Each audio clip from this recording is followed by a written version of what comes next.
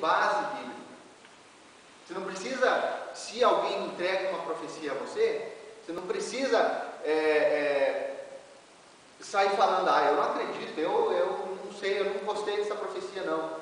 Porque a profecia às vezes não é aquilo, quando Deus usa alguém para falar conosco, não é aquilo que nós sempre queremos ouvir, é aquilo que Deus quer que nós façamos, quer que nós entendamos, quer que nós acompanhamos e fazemos a vontade dele.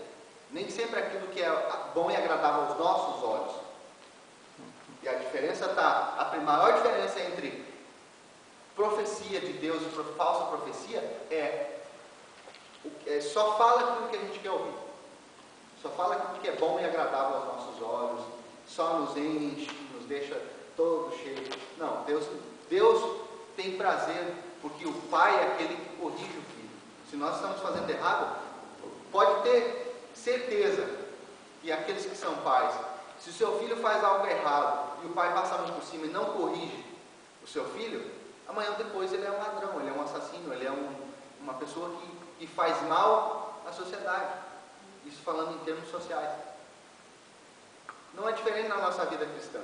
Se o nosso pai não nos corrigir, que nos ama, nós vamos virar um trapaceiro, vamos virar um falso profeta. Mas que em nome de Jesus nós possamos ter discernimento para não deixar esse tipo de coisa acontecer dentro da igreja, não deixarmos isso nos atingir, porque isso vem para nos destruir. E a palavra de Deus na terra nesses últimos tempos é para nos advertir, é para que nós possamos entrar no céu. A palavra não é essa teologia da prosperidade. Para começar, a palavra prosperidade significa você administrar aquilo que você tem. Prosperidade não é sinônimo de riqueza, não é sinônimo de você ter uma mansão e um carro de luxo na garagem. Prosperidade não é você ter muito dinheiro. Porque se prosperidade fosse ter muito dinheiro, muitas pessoas que têm muito dinheiro não estariam hoje mortas, não se matariam, não cometeriam suicídio. Por quê? Porque o dinheiro é a raiz de todos os males. Mas graças a Deus, que Deus nos dá a vitória pelo nosso Senhor Jesus Cristo. A irmã pode ler, por favor. Que desfaça os sinais dos inventores de mentiras e enlouqueça os adivinhos, que faça tornar atrás os sábios e transtorne a ciência deles. Amém. Que desfaça os sinais dos inventores de mentira. Sinais de inventores de mentira, o que é? É uma mentira. É contar o conto da carochinha, diz assim. Não, pastor João? O senhor, como um homem de Deus, tem muita experiência sobre isso já. De ouvir muita história, muita conversa fiada no púlpito, muita gente querendo falar algo de si próprio e querendo passar a igreja e fazer com que a igreja entenda que aquilo que ele está falando é de Deus. Muito cuidado. Talvez não seja sentimentalismo, né? Verdade. Se utiliza de muita emoção. Os falsos profetas, como característica, que depois eu quero falar sobre como reconhecer um falso profeta. Uma das características do falso profeta é que ele está aqui em cima. Então, para ele está por cima de todos. E lá embaixo ele vê os outros. Então, quando ele olha para aquelas pessoas que estão embaixo, ele olha com um ar de piedade, mas não de piedade por compaixão ao próximo, de piedade porque ele se sente o maior e os outros os coitados.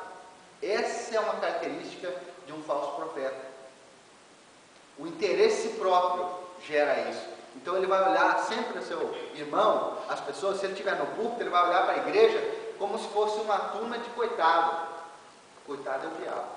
Irmão, importando o seu assunto, você pode ver que geralmente essas pessoas que torcem a palavra de Deus são pessoas que têm facilidade de expressar, são pessoas Com certeza. Com certeza. Você já observou? Com certeza, é sempre assim.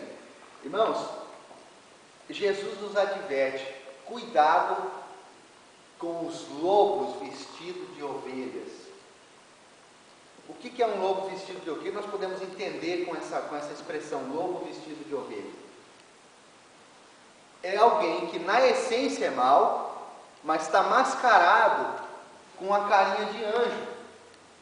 Está mascarado com alguém que realmente serve a Deus.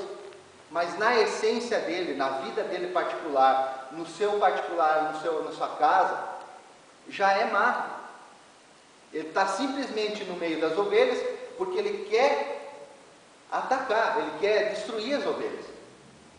Essa expressão, quando usa lobo, porque quando os pastores cuidavam das ovelhas, eles tinham que tomar muito cuidado com ursos, com lobos, com leões, porque eles atacavam o rebanho para comer as presas, para comer as ovelhas, para destruir o rebanho. E o pastor, assim como nós sabemos da história de Davi, ele tinha que lutar, ou então a procurar um abrigo longe desses predadores, para que o rebanho não fosse atacado por esses animais. E Jesus, quando ele compara esses falsos profetas como lobos vestidos em pele de cordeiro, em pele de ovelha, é porque eles estão infiltrados dentro do rebanho. Não que um lobo, isso é uma figura de linguagem, não que um lobo estaria com a calma. Imagine, um lobo não teria condições de um animal selvagem a fazer isso, mas o que ele quis ilustrar é que a essência daquela pessoa, ele poderia ter usado assim, não é uma ovelha com um pensamento de lobo, mas não, o que ele quis usar? Ele quis usar lobo em pele de ovelha porque a essência é má, a essência dele, o coração dele é maldoso. Por isso que Jesus nos adverte, muito cuidado, porque eles vão vir de mansinho para te enganar. Fariam sinais que, se possível fosse, enganariam até os escolhidos. Por quê? De tão, meu Deus, como aquela pessoa é usada, como aquela pessoa é na presença de Deus, e começa a arrastar multidões. Se nós sairmos na rua oferecendo,